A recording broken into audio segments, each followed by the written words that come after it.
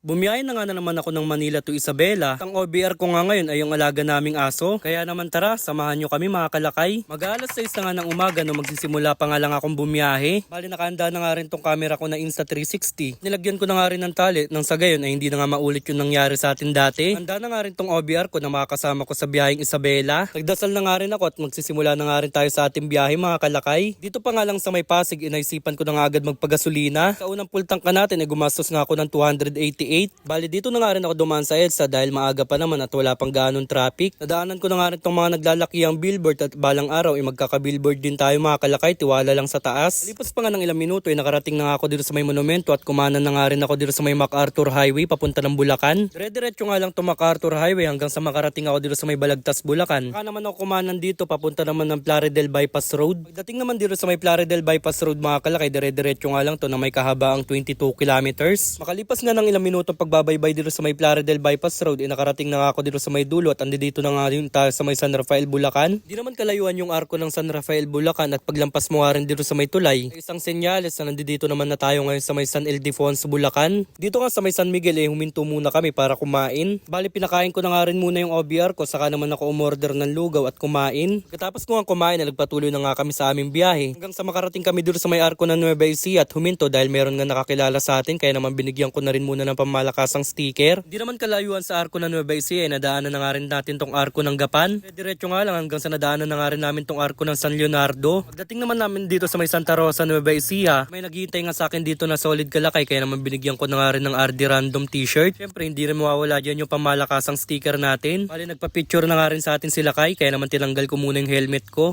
Yun. Thank you, ingat ang biyahe pa. Ingat. Jeffrey De La Cruz po. Shout out pa.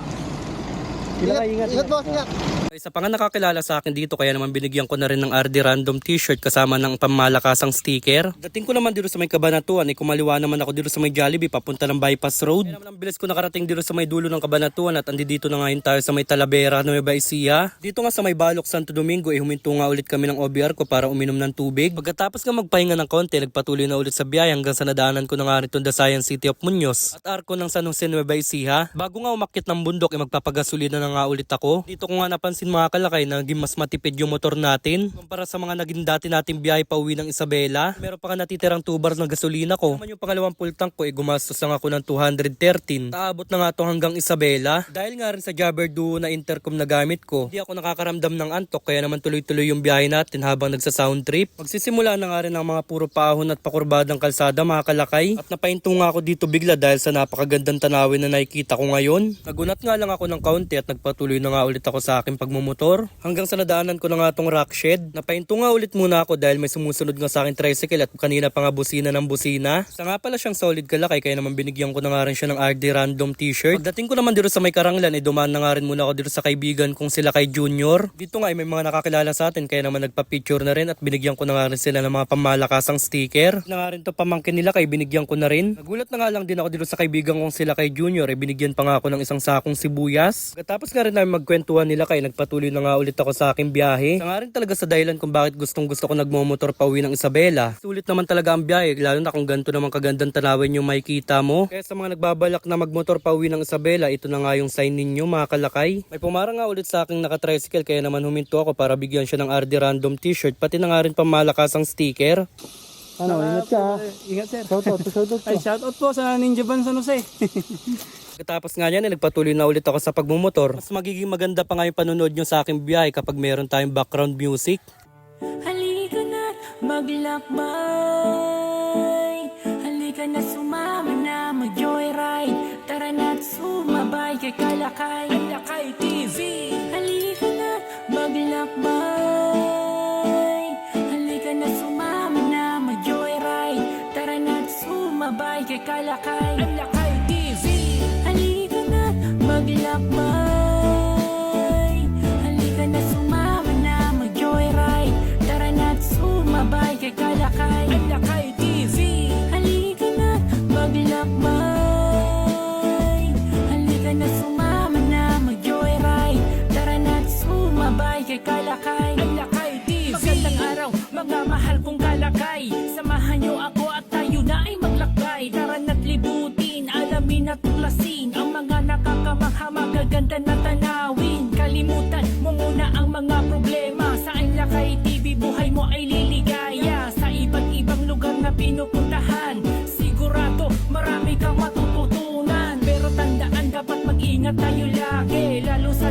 at mga malalayong biyahe. At huwag kakalimutan ng ating Panginoon na sa ating gumagabay, nagbibigay ng proteksyon sa bawat kulong ng buhay. Lagi may biyaya sa bawat andar, nito ay merong pagpapala. Kaya samahan nyo ako sa aking paglalakbay at tayo ay sama-sama patungo sa tagumpay. Halika na maglakbay, halika na sumama na mag-joyride.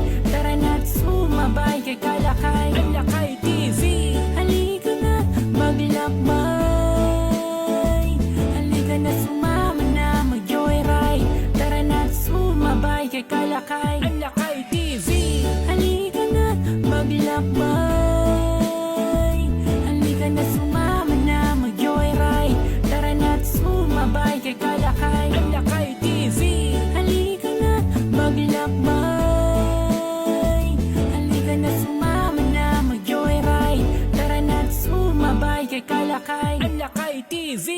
Pagdating ko nga dito sa may arko ng Nueva Ecija, may nakakilala sa akin kaya naman binigyan ko na ng RD Random t-shirt pati na nga rin sticker. Bali nagpa-picture na nga rin at ako na nga lang din ang humawak ng cellphone niya. Pagkatapos nga niya nagpatuloy na nga ulit ako sa aking biyaya at magsisimula na nga rin yung daan ng pababa at pakurbadang kalsada. Mga oras nga rin na ito mga kalakay, nandito na nga tayo sa Nueva Vizcaya. Hanggang sa nakarating na nga rin ako dito sa may bayan ng Santa Fe. Dire-diretso pa nga rin ako sa pagmumotor mga kalakay hanggang sa may sumabay nga sa akin kapwa natin rider na isang solid kalakay din. Pagdating nga namin dito sa may checkpoint Aritaw, dito na nga daw siya kaya naman bago kami maghiwalay, ibinigyan ko na nga rin siya ng RD Random t-shirt. Dito pa nga rin sa parte ng Aritaw huminto nga ulit ako para pagmasdan to napakagandang tanawin habang umiinom ng tubig. Pre, pinainom ko na nga rin ng tubig yung OBR ko. Di na nga rin kami nagtagal dito at nagpatuloy na ulit sa biyahe hanggang sa nakarating na nga kami dito sa may Bambang Nueva Vizcaya. Hanggang sa nadaanan na nga rin namin to napakahabang tulay na may napakasolid na tanawin na talaga mapapahiyaw ka na nga lang sa mga nakikita mo. Lampas nga rin na mahabang tulay, bubungad na nga rin sa inyong arko ng Bayumbong. Pagdating naman ng Solano mga kalakay, dumiretso na nga rin ako dito sa may bypass road para mas mapabilis yung aking biyahe. Pasensya na nga lang din sa mga solid kalakay natin na naghihintay na hindi ko naintuan o nadaanan. Kung mapapansin nga natin yung kalangitan mga kalakay, nagbabadya na nga rin umulan. Pagdating ko naman dito sa may Bagabag, dumiretso naman ako dito sa may Bicos Kitchen na pag-aari ng kaibigan ko. Bali kumain nga lang ako dito ng masarap nilang pigar-pigar. Talagang binabalik-balikan ko dito mga kalakay. Hindi na nga rin kami nagtagal dito dahil baka maabutan pa kami ng ulan, kaya naman nagpaalam na rin ako sa kanila. Kaya naman nagpatuloy na nga ulit kami sa biyahe na itong OBR ko. Nga rin kayo mag-alala sa kanya mga kalakay dahil bukod nga sa nakagitna sa dalawang pako, nakatali nga rin siya. Ana na nga rin namin tong isa pang mahabang tulay na meron napakagandang tanawin. Pagdating naman namin doon sa may Jardín Nueva Vizcaya, nagsimula na nga rin umambon. May nakakilala pa nga sa akin dito na nag-a-assist ng traffic at binigyan ko na rin ng pamalakasang sticker. Dito pa nga rin sa Jardín, may mga nakakilala ulit sa atin na nag-a-assist ng traffic. Kaya naman yung natitira kong dalawang t-shirt na RD Random, ibinigay ko na rin sa kanila. At syempre, namigay na nga rin ako ng pamalakasang sticker. Tinanggal ko na nga rin muna yung helmet ko dahil nag-request nga rin sila mag-picture. Patuloy na nga ulit ako sa pagmumotor mga kalakay hanggang sa nakarating na nga kami sa aming probinsya, ang Isabela. Daanan ko na nga rin tong Santiago City. Habang nagmumotor, agaw pansin nga sa akin tong mga grupo ng kalalakihan dito sa may close ban. Humingi nga sila ng pamalakasang sticker mga kalakay, kaya naman inabutan ko na nga rin sila. Tingko nga dito sa mismong bayan namin ng Itiyagi, dito sa may Barangay Soyong. Kilala nga tayo, kaya naman pinagkaguluhan ako para makahingi ng pamalakasang sticker.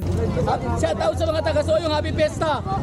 Nakakaramdam na ako ng konting pagod. Bigla nga napawi mga kalakay dahil sa mga sumusuporta sa akin dito. Kahit nga lang sa simpleng sticker makabawi ako sa inyo mga kalakay. Katapos nga natin mamigay ng sticker nakarating na nga rin ako dito sa may mismong sentro ng Itiyagi. Hanggang sa nadaanan ko na nga rin to pamalakasang tulay dito sa lugar nila Commander. At sa wakas nga nakarating tayo ng ligtas at walang naging problema. Itong mga junakis ko nga rin ang unang sinalubong itong aso namin. Ay nga talaga napaka-solid ng pagkakagawa ng JP Motors PH sa motor natin. Dagpa nga dyan itong RD Random helmet. Nabakod sa matibay, napakaganda suotin at hindi masakit sa ulo. At made in Thailand nga din to mga kalakay. Siyempre hindi nga rin tayo pinahiya ng bago nating gulong na ND rubber na talagang napakakapit. Dito ko na nga lang din muna tatapusin tong video na to at salamat sa panonood mga kalakay.